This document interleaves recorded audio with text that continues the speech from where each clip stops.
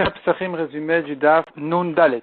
La Gemara ramène ici la marloquette. Est-ce qu'on fait Motzei Kippour sur l'Avdallah? Est-ce qu'on fait la bougie pour l'Avdallah de Motzei Kippour? Une marloquette. Est-ce que ça se fait en semaine ou non? La Gemara ramène. Finalement, la Gemara elle ramène des objections et la conclusion elle est de dire que celui qui dit de faire la bougie de l'Avdallah de Motzei Kippour, il ne l'a fait que sur une bougie qui est allumée depuis l'entrée de Kippour.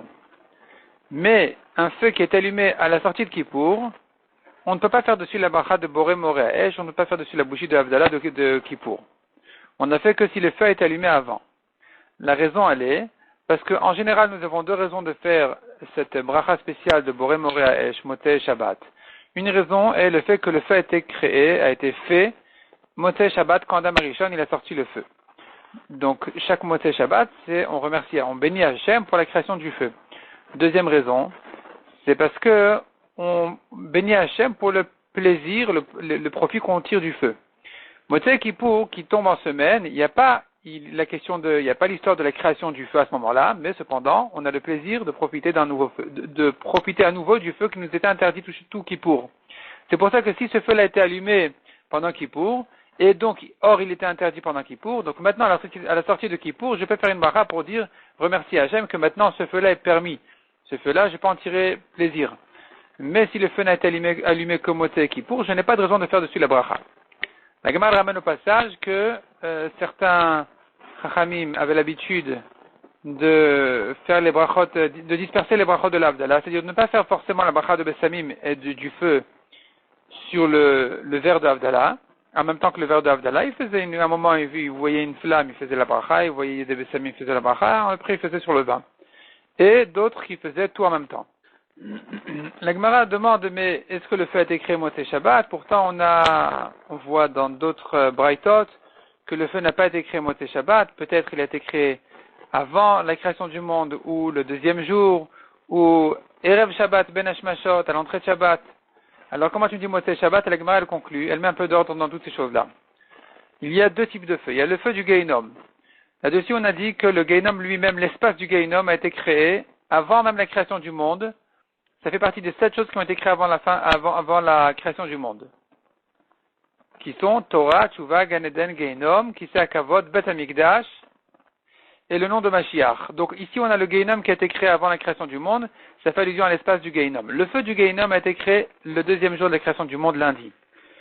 Ça c'est pour le Gehinom. Le feu maintenant, le feu que nous connaissons, est monté à l'esprit d'Hachem de le créer Erev Shabbat à l'entrée de Shabbat, Ben Hashmashot, et Adam Arishon ne l'a physiquement concrétisé que à la sortie de Shabbat. Donc c'est pour ça qu'il y a lieu de faire Motzei Shabbat, la bracha sur le feu qui est sur un nouveau feu de Motzei Shabbat, en souvenir de la création du feu. La Gemara ensuite, après ce long sujet, après un long développement autour de ce sujet, la Gemara dit d'ailleurs que Motzei Shabbat, il y a deux choses qui ont été faites, c'est le feu, et il y en a qui disent qu'il y a aussi les mules qui ont été faites Motzei Shabbat, si on ne tient pas comme celui qui dit que ça a été fait par un certain Mamzer, qui est venu plusieurs générations plus tard, du temps de Esav. La Gemara dit encore, 10 choses donc ont été créées Erev Shabbat Ben Hashmashot. Une d'entre elles, c'est comme on a dit selon un avis, c'était la pensée de faire la pensée du feu physique. Et ici, on a une braïta qui ramène toute une liste de toutes sortes de choses qui ont été créées, des choses un peu spéciales, pas classiques, qui ont été créées Erev Shabbat, Ben Hashmashot, à l'entrée de Shabbat, comme le puits qui les accompagnait dans le désert, comme la manne qui est tombée du ciel dans le désert, comme l'arc-en-ciel, etc., etc.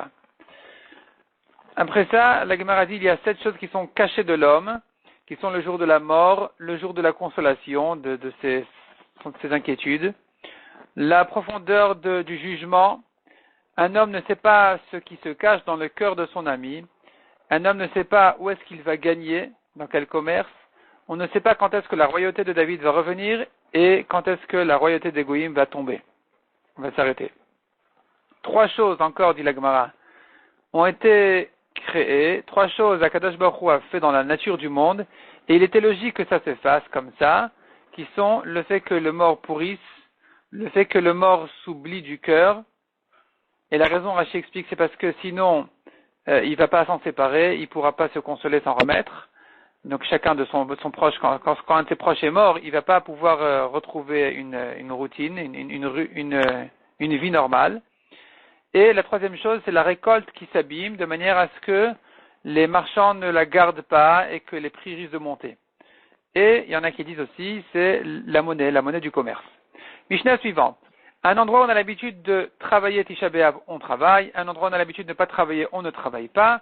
De partout, les Talmidei Chachamim ne travaillent pas. Rabban Shimon ben Gamliel dit, n'importe qui peut se faire un Talmid Chacham, se considérer comme un Talmid Chacham pour ne pas travailler Tisha B'Av. La Gemara ensuite ramène une marloquette à propos de Ben Hashmashot, de l'entrée de Tisha B'Av.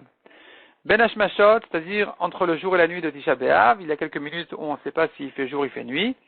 Est-ce que pendant ce moment-là, il est permis de manger? Donc, Ben Hashmashot à l'entrée de Tisha B'Av, selon Shmuel, c'est permis. Selon Rava et Rabbi Yochanan, c'est déjà interdit. La Gemara ramène toujours les preuves, les pour, les contre, les objections, les réponses. Et donc, on voit des braïtot où Tisha B'Av est comparé à un jour de Tanit Tzibour, où Tisha B'Av est comparé à Yom Kippour, ou au contraire, il n'est pas comparé. Et après tout ce développement, où la Gemara résout tous les problèmes, la Gemara en arrive à un nouveau sujet qui est, il est interdit pendant Tisha B'Av de se laver non seulement le corps entier, mais même de tremper son doigt dans de l'eau, c'est aussi interdit Tisha B'Av comme pour Kippour. La Gemara dit qu'en ça, Tisha B'Av est différent d'un jour de jeûne de Tanit Tzibour, où là-bas on a dit l'interdit de se laver complètement. Il s'agit des jours de jeûne pour les pluies, en temps de sécheresse, mais on a le droit pendant ces jeûnes-là de se laver le visage, les mains et les pieds. Et donc là, Tisha B'Av est quand même différent ces jours-là. On n'aura même pas le droit de tremper son doigt dans de l'eau, de même qu'il est interdit pendant Kippour de le faire.